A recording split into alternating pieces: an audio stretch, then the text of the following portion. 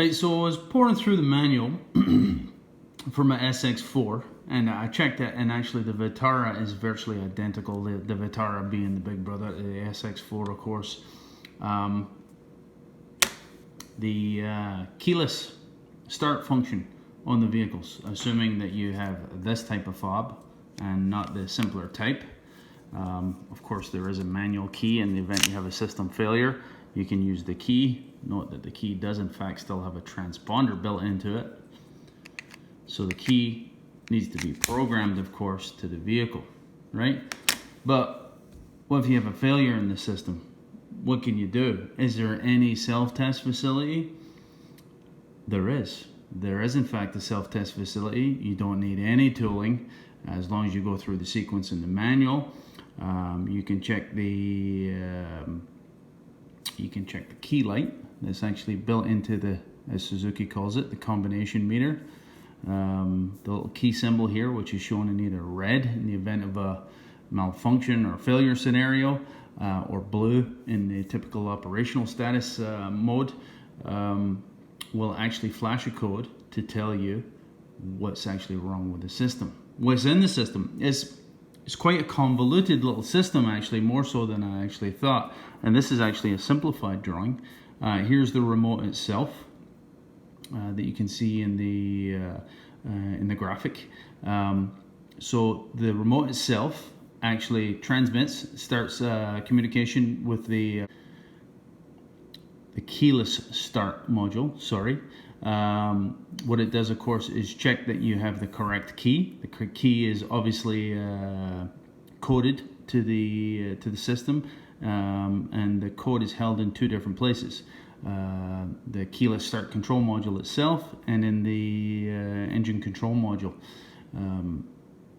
Obviously, you have to have the correct key in order to start the vehicle. The whole point of a key, of course, right?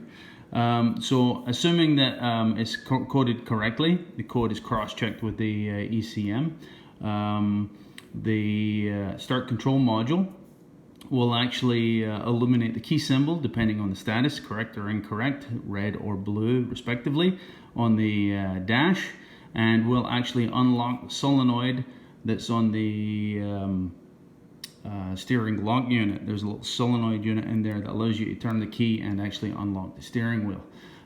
There's some antennas in the system, in the door handles, on the driver and passenger side door handle. I'm talking about a left-hand drive vehicle, driver and passenger side. And there's also an antenna in the trunk area, and actually above the headliner, behind the headliner, and in the ceiling area as well. So there's a number of antennas, a number of control modules. So there's a number of things that can actually go wrong with the keyless start system. And as I said, the whole point to this video: how do we actually extract the fault codes and actually make some sense of them? I'll show you the process in the manual. Then we'll go to the vehicle. We'll do it. This is the manual for the SX4. We'll do it in the Vitara only because it's convenient. The process is identical for both vehicles. So just to be clear here, boys, the terminology at times can actually get confusing. So just to be clear, this video is strictly for the keyless start equipped vehicles. That is to say, you don't need your key in the ignition switch. So it's this style of remote, the larger of the two. Because I've got two SX4, one that's equipped with a keyless start, I can show you the two different types of keys. This is the non-keyless start type equipped vehicle, hence the key. And this, of course, is the keyless. Once again, the backup key being stored in the back. In case you're wondering, the V is for Vitara because the remotes look identical for an SX4 and a Vitara. And if you've got one of each, it becomes very confusing in the key drawer, believe me.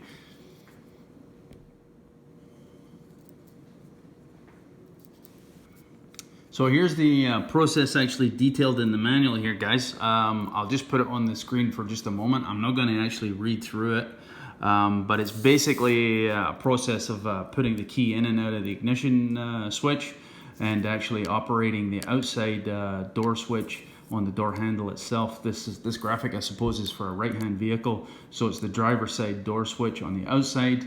in order to extract the codes, which will be shown as a series of pulses on the key icon on the instrument panel itself. Again, this looks a wee bit confusing, but it's basically a matter of counting the pulses, the spaces in between, delineating the most significant digit from the least significant digit. And of course, once you get those codes, code 12 being a normal code, by the way, it's actually shown here. We can actually decode the code. I've showed you this in a similar process for both the automatic equipped air conditioning systems, as well as the, what was the last one I showed you? The codes from the body control module, at least some of the codes from the body control module. I'll show you, I'll put the link up here for both of those videos. You can, somewhere up there. Anyway, here's the, I'll put this on screen here, guys, again, just so you can see when you do actually extract the DTC.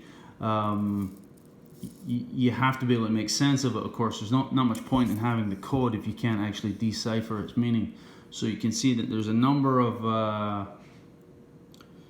items here that can actually fail in the system, and obviously this is a great advantage to be able to interpret, to both extract and interpret what these diagnostic trouble codes actually mean. By the way, I don't think these are actually available through the scan tool. Unless I'm missing something in the manual, I think the only way to actually extract these is through this process. And here's actually the clearance procedure, which actually involves the interior door lock on the door panel itself, the armrest on the door handle, and we'll actually go through that procedure as well, but you can read it for yourself there. I won't read it aloud. And that is why this is going to be demonstrated in my Vitara, not my SX4s. Okay, so this sequence is tricky to get right. You've got to do it within 15 seconds. So with the key in hand initially, so the door is closed with the window open, so I can access the door handle, the exterior handle door switch. Okay, so I'm going to open the door. I'm going to do the light test by pushing on the ignition switch. I'm going to close the door. I'm going to put the key in, out, in, out, in, out. That's 3 times, in for 3.5 times, and I'm going to push on the door switch 1, 2, 3, 4 times.